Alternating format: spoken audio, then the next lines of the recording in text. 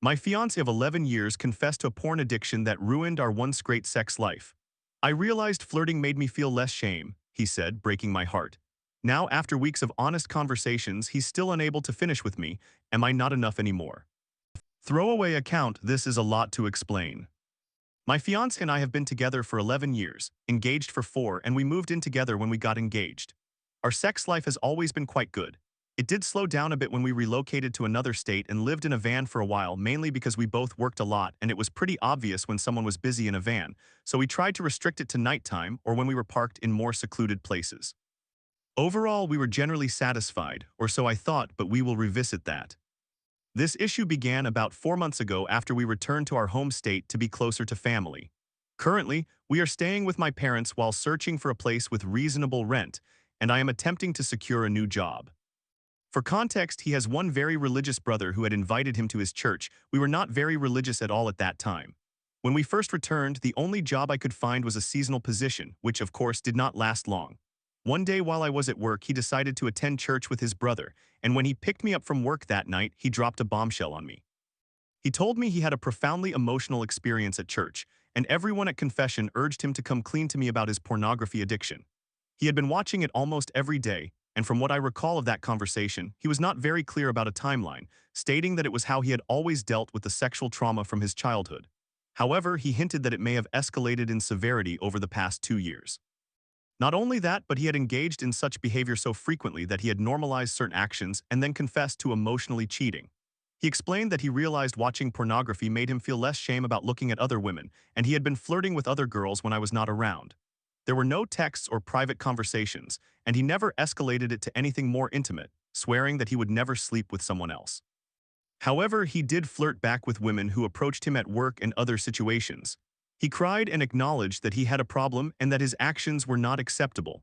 He promised to stop and apologize to me. I was exhausted after work and genuinely did not know how to respond, as it typically takes me a significant amount of time to process strong emotions and new information. Part of me felt that I already sensed something was off due to how people would interact with me when I visited him at work, but I dismissed it as paranoia since he had always been faithful in the past, even according to others. Therefore, at that moment, I had no reason to think otherwise.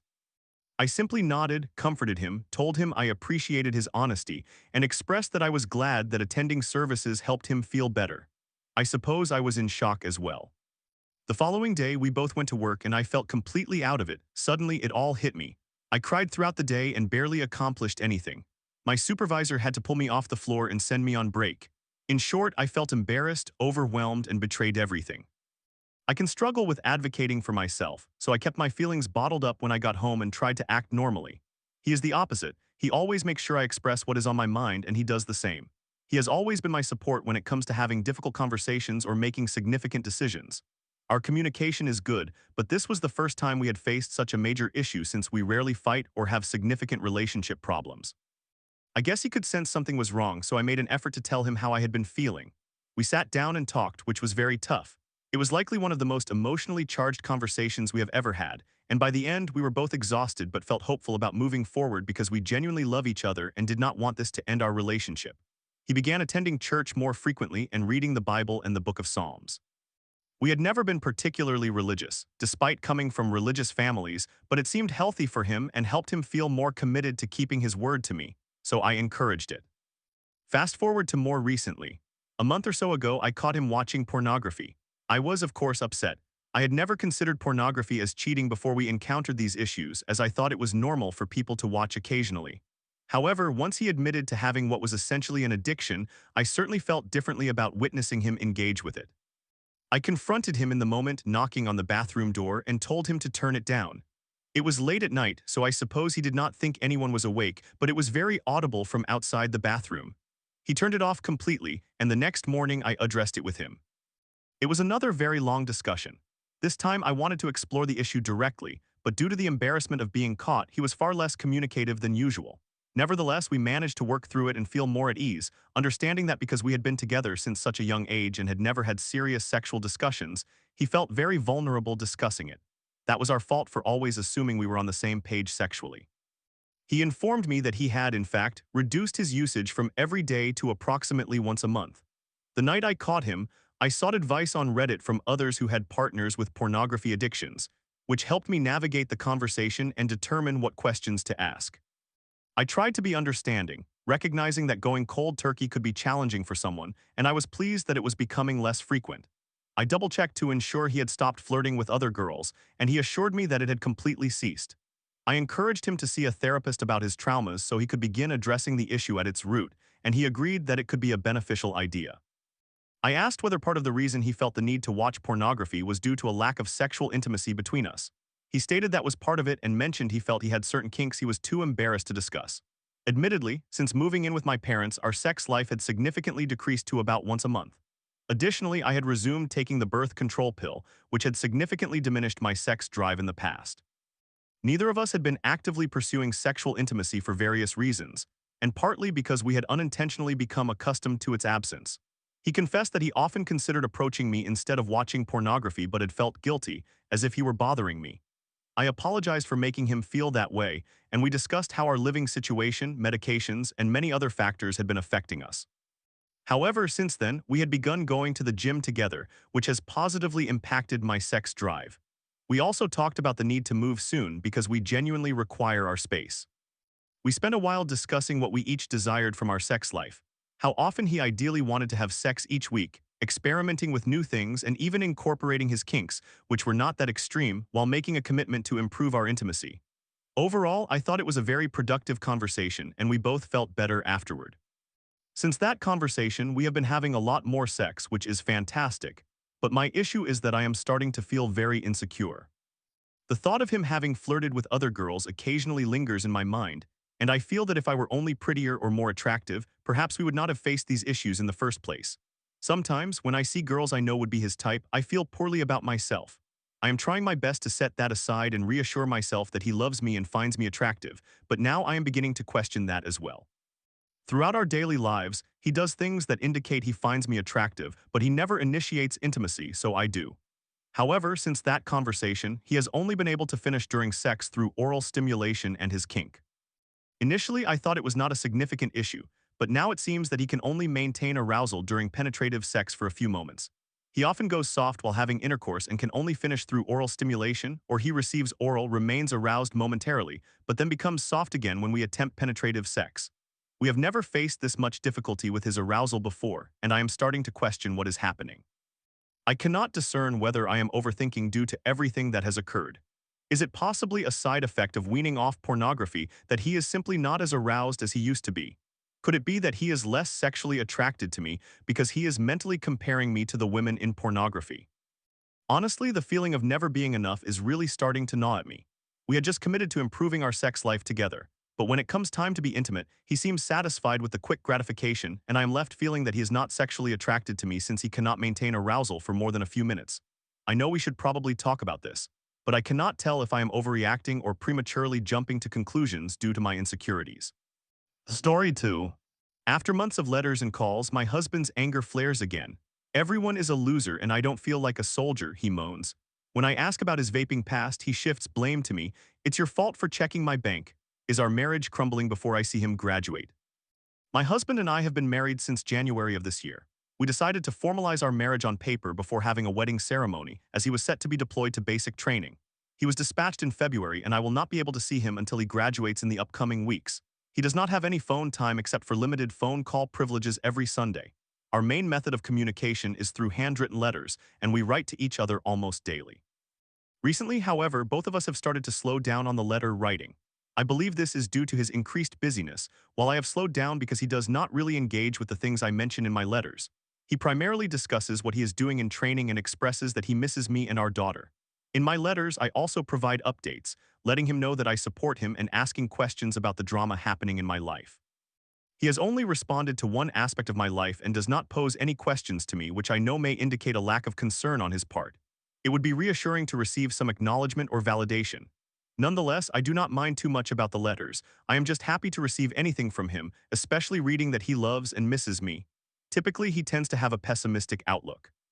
He has struggled with anger issues throughout his life, which I expect from a younger man. I am simply waiting for his anger to diminish because it can seriously affect my mood. He tends to perceive everything as foolish. During our call today, we had an argument. I usually let him vent while I listen. He was discussing how he and his friends feel quite discouraged by others around them who are not training diligently and are performing poorly. He expressed frustration that other individuals are passing tests at the bare minimum while he and his friends are putting in more effort. He believes the training at his location is too lenient, which I had forewarned him about since conditions can change over time, and because people frequently complain in the military, they sometimes make adjustments to please others, some, not all. It was quite irritating to hear him complain incessantly and maintain such a negative perspective. He kept stating that his training is a joke and that his drill sergeants are also jokes. He mentioned that he does not feel like a soldier and is frustrated that individuals who have done less work than he has will be graduating alongside him. Mind you, he vents about this same issue every week we call. I tried to reassure him, telling him that everything will improve in the future when he is able to train with individuals who share the same career aspirations and motivations as he does. Then here is where the conflict arises. I asked him if he was withholding anything from me and if he had anything to share. I ask him questions to which I already know the answers. I just want to give him the chance to speak for himself. I inquired whether he had been smoking vaping in January and February before he left, as I had seen purchases on our shared bank account statement. I noticed these purchases right away but waited for him to tell me himself. I wanted to hold off on discussing them until I had a grasp of what was happening with his training. I did not want to bring up issues if he was stressed. He assured me he was not stressed and that everything was merely ridiculous. For context, prior to our marriage, he struggled with nicotine and marijuana addiction both before and during my pregnancy. His addiction became so severe that he left me 2 months after my pregnancy, leaving me alone and expecting for 5 months while he was engaged in activities one could easily imagine. I tried to downplay his departure, although it deeply traumatized me. He did eventually work to be with me, and I told him he needed to complete his education, general educational development, and demonstrate his willingness to change for me, including abstaining from drugs, providing reassurance, and making a commitment to marriage. The reason he even enlisted in the military was to support me and our daughter. In my view, I believe we are even now. So when I questioned him about the electronic cigarettes, he asked me when it happened. I told him January and February, right after our engagement.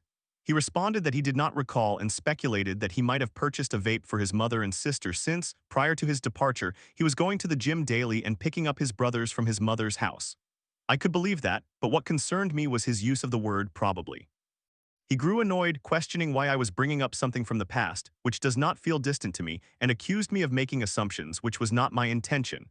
I was simply trying to ask him questions to avoid assuming. My inquiries were framed in the most polite manner possible, using non-accusatory language, because it has been bothering me since I noticed the purchases months ago. I had initially intended to wait to discuss it after his graduation, as I did not want to add to his stress during training. However, every time he calls, he claims not to be stressed, simply labeling everything as foolish. That is why I chose to address it now, as I felt he was mentally available. I, on the other hand, had been bothered for months. I struggled to sleep because it felt as though he was concealing things from me. He has had issues omitting information in the past. He was indeed withholding information, but refuses to acknowledge it and shifted the blame onto me, saying it was my fault for reviewing his bank transactions and discovering the truth. This triggered me, as he made a similar remark years ago regarding my discovering an inappropriate application on his phone. When I confronted him about that, he indicated that I was responsible for hurting my own feelings and that I had it coming for going through his phone. Rather than owning up to his actions, it became my fault. This is important to me because we made a commitment to improve ourselves for our daughter and to better our relationship with each other.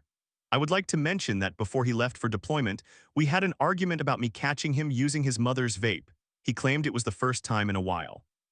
He was upset with me for not giving him the opportunity to disclose it himself, which was untrue, as he was indeed vaping while maintaining he was buying them for his sister and mother on the way to the gym with his brothers, which I found counterproductive. Additionally, I previously struggled with a nicotine addiction before having my daughter. Once I discovered I was pregnant, I quit cold turkey after years of vaping since I met my husband. It hurt me when he vaped behind my back because I thought we were a team. If he stumbled at times, I wished for him to be open about it, but he never was. My daughter and I plan to visit him when he graduates. I feel terrible saying this, but I am not particularly excited, especially after our recent argument on the phone. Following the argument, we did not speak for the remainder of his call time. It was simply 15 minutes of silence until he had to leave and we exchanged our goodbyes. I hate to admit it, but I enjoyed spending time with my daughter and family. This has been the most peaceful time we have had. My husband and I argue in this manner almost every other day, and we are just waiting for this toxic phase to pass, if that is even a real concept. I do love him, I just wish he could better understand my perspective. Am I simply being irrational, or does he sound familiar to anyone else? Summary, I believe we love each other equally, and I wish for our marriage to ultimately be successful while building a strong foundation. I do not anticipate that his military service will address any of his anger issues or improve our situation in general. I hope it will help him discover his purpose in life and become more competent at home. I would appreciate any advice other than separating, as I want my daughter to grow up with both of us. We are capable of concealing our arguments from her and prioritizing her well-being in every situation. If my husband and I were to separate, I cannot guarantee what her experience would be like on his side of the family, as I can control who she is around as a child. This perspective is based on my own experiences and my numerous friends who have gone through similar situations with divorced parents and drama involving baby mamas and daddies. This is simply my husband's and my preference for our child's well-being.